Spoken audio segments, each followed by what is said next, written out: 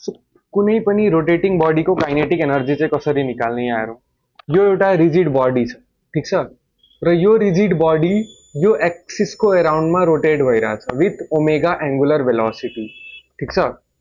र हामीले यो बडीमा तीनवटा पोइन्ट मासेस कन्सिडर गर्यौं, m1 m2 र mn। त्यो पोइन्ट मासहरुको एक्सिसबाट डिस्टेन्स छ r1 r2 र rn। सो यसको काइनेटिक एनर्जी फाइन्ड गर्ने स्टेप्स चाहिँ के हो भने नि, सबसे सुरुमा हामी इसको लीनियर काइनेटिक एनर्जी मतलब नॉर्मल काइनेटिक एनर्जी को फॉर्मूला क्या है हाम्रो? K is equals to 1/2 mv square हो कि हैन?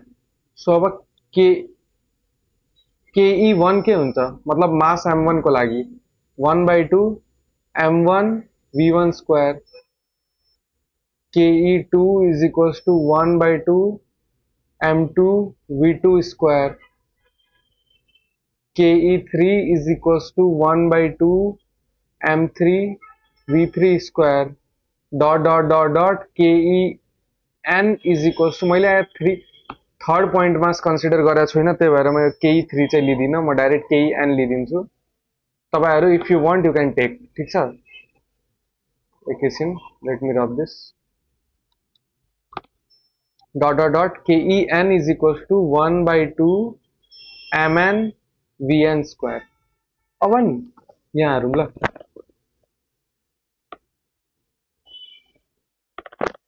यो जुन V छ नि, यो V लाई म R ओमेगा लेख्न सक्छु। Linear quantity is equals to R into angular quantity, यो हामीलाई थाहा छ। त्यस्तै अब म यहाँ KE1 लाई 1/2 M1 V1 को साटो R1 ओमेगा लेख्न सक्छु।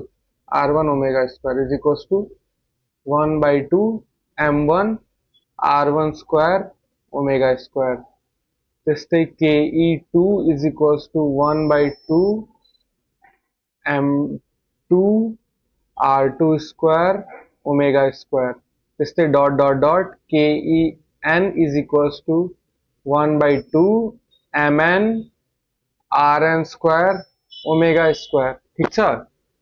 अब यो भयो हाम्रो इन्डिभिजुअल मासेस को काइनेटिक एनर्जी। अब टोटल काइनेटिक एनर्जी निकाल्नको लागि केही गर्नु पर्दैन, मात्रै इन्डिभिजुअल मासेस को काइनेटिक एनर्जीलाई सम गर्दियौ, ठीक छ?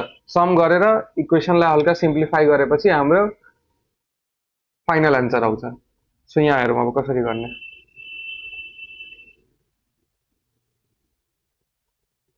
सो अब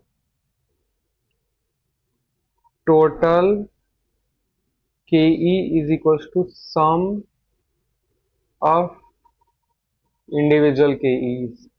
Individual KE is equals to 1/2 M1 R1 square omega square plus 1/2 M2 R2 square omega square plus dot plus 1/2 MN RN square omega square, ठीक छ?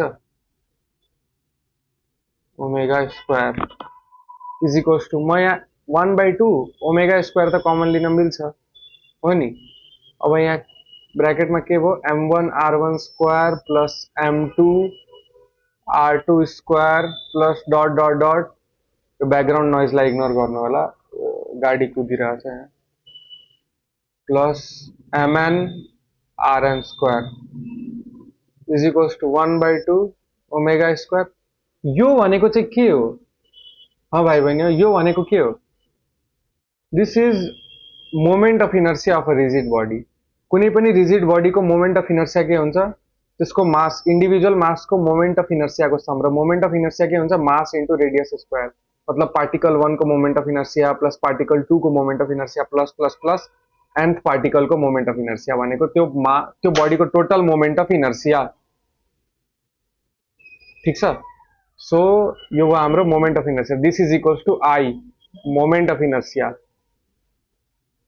So KE is equals to 1/2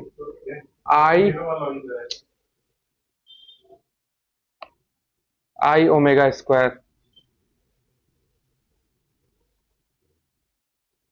भयो हाम्रो final equation.